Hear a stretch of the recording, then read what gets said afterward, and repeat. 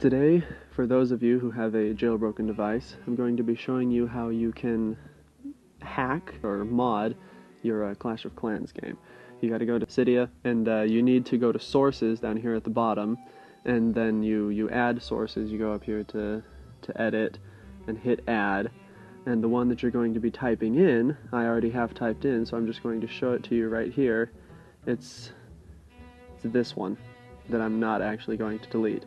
It's cydia.iModGame, not games.net /.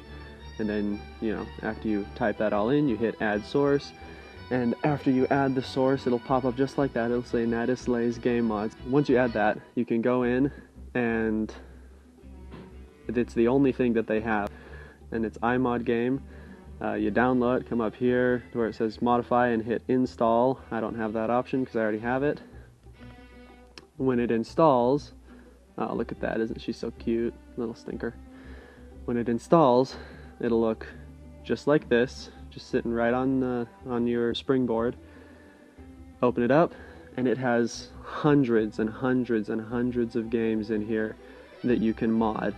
Some of them, like this one, they're free. They don't cost any mod points.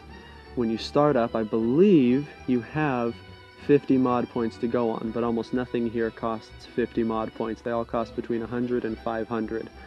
So in order to get more mod points, you come up here to account, sign in with your Gmail email address, and hit buy mod points. So you just come here, you can check out only with PayPal.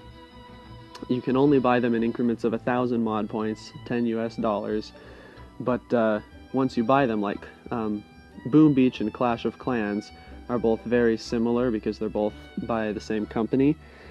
And so Boom Beach, to buy it initially, costs 200 mod points.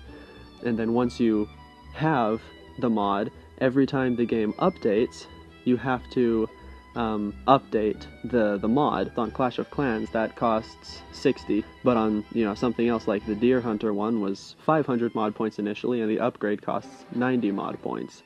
So it really all just depends on what the game is, how much the developers of the game pay the company, Nadislays company. And yeah, that's basically it. Now I'm going to go through and explain some of the things that you can do with this Clash of Clans mod. If you look over here on the side, over here, it says Clash of Clans mod, search gold loot. And you can type in an amount there. Open it up, and I'm going to go and type in 100,000. And that means when I go and I search a village, if the village has less than 100,000 gold lootable, it'll skip over that village. It'll still pay the 250 or 750 gold, whatever it is that you have to pay at your level for searching for a battle. It'll still pay that amount, but you won't have to go through and cycle through a whole bunch of ones that you don't want to look at. And the way that it works is I have it right now at 100,000 gold, 100,000 elixir, and 5,000 500 dark elixir.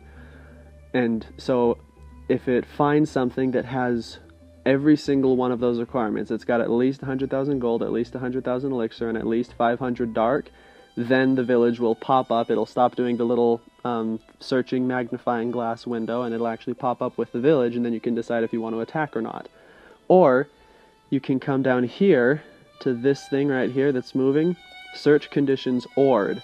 That means if it finds one that has at least 100,000 gold, or at least 100,000 elixir, or at least 500 dark. It doesn't have to have all three. These are conditions that don't all have to be met at that point. I like to have them ORed because depending on what I'm looking for specifically at the time, I might be looking more for gold, then I can just concentrate on looking at the gold bar rather than looking at where it says how much elixir and how much dark they have, and just search that way. Other people prefer to come into the mod and change it manually. After that, you can turn, after the gold elixir and dark elixir loot, you can search trophy loot, and that searches for how many trophies you can earn from defeating that place. So if you are, for some reason, if you are wanting to find places that have only 30 or more trophies lootable, so if you defeat them you will earn 30 or more trophies, then you can enter that in. I personally, at higher levels, I don't see any use for that. At a lower level, like Town Hall level 4 through 7, maybe through 8, I can see how that would be very useful. But at higher levels, I don't have any use for that. Enable Loot Searcher, that just turns on the Loot Searcher, and that'll be a very good thing to remember. I'll tell you about that in a minute. If you have a phone or an iPad, it'll play when found, it'll play a sound, or you can have it vibrate if it's a phone. I don't know why that one's checked, I have an iPad. Search conditions ORed, keep active. Now that one is fantastic. Right here, down at the bottom here, under mod version and target game version, it says keep active. If you leave the game open but idle for 5 minutes, you will be disconnected. A little window pops up that says, are you still there? And you have to reload the game. Keep active makes it so that little pop-up never happens and the game never has to turn off unless it's like midnight and they're doing a server update for 15 minutes. Then that'll automatically turn it off. So if you try and leave it open overnight, it doesn't always work because almost daily now they do overnight server updates and cleanups. But if you've been battling all day long trying to save up a whole bunch of loot and you don't want to have it, accidentally turn off when you turn your back for more than 5 minutes, that is fantastic. I use that every single day. The last one, Simulate Attack. This is what I've been talking about in the clan about sandboxing.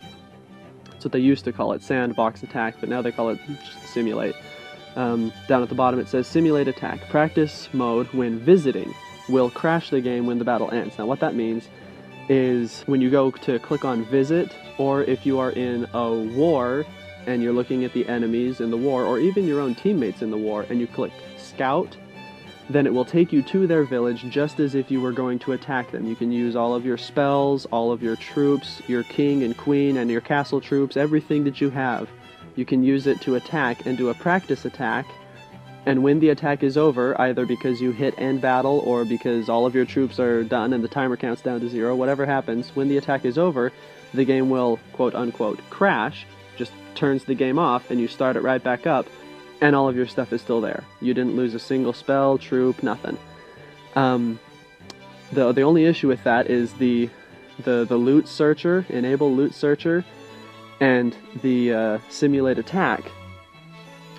If they are both on at the same time, and you go to simulate an attack on a person who has less loot than what you have put in your conditions up here in the enable loot searcher part, then it will skip on to a regular person. For example, somebody attacks you and you want to go back and do a revenge against them, but you want to practice first to make sure your army is the correct army to defeat them. If you go and you do a scout on their revenge right there, it'll take you into a regular battle searcher, and if you have a shield, that sucks because it turns off your shield. So you want to make sure that if you're going to simulate an attack on anyone, come into the mod first and disable the loot searcher. That's really everything you need to know. There's a couple other videos that I'm going to make a little later to give you more information, but I hope this works. Yeah, I will see you in the clan. Thanks.